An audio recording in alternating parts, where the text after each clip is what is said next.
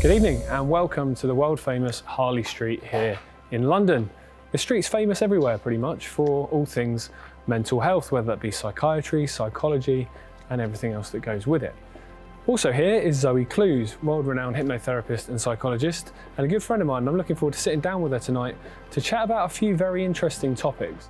Magical thinking can also, it comes in so many forms. It can take the form of fantasy, so it can also be a form of denial. So someone can be eating really badly, their lifestyle choices can be really poor, their spending habits can be terrible, they can think, oh, it's all right, somehow magically that will change. Or magical thinking can take the form of, going out with the same type of person, or keep going back to the same person, thinking their behaviours are going to magically change, even though the history has proved that they will never change and you will always get treated badly. People become chronic magical thinkers as a way of coping.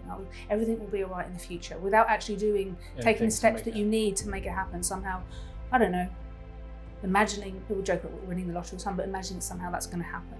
Not taking the necessary adult steps and difficult decisions and taking the responsibility that you need to make your dreams come true, thinking that somehow they're going to land in your lap. Now, in a way, society sort of encouraged that a bit with kind of Instagram lifestyle and things like that. A lot of people don't really necessarily want to do the hard work.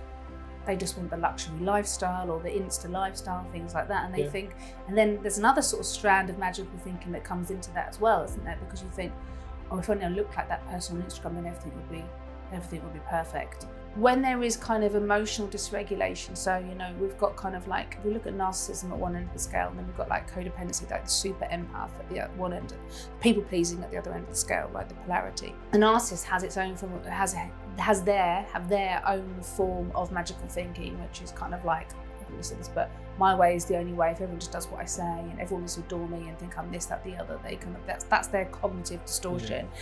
And say someone is really stuck in that kind of fawn codependency, people-pleasing thing, they've got their own form of magical thinking that if they're just really lovely to everybody, then nothing bad will ever happen to them. So we see it everywhere, but we all have our own forms of it.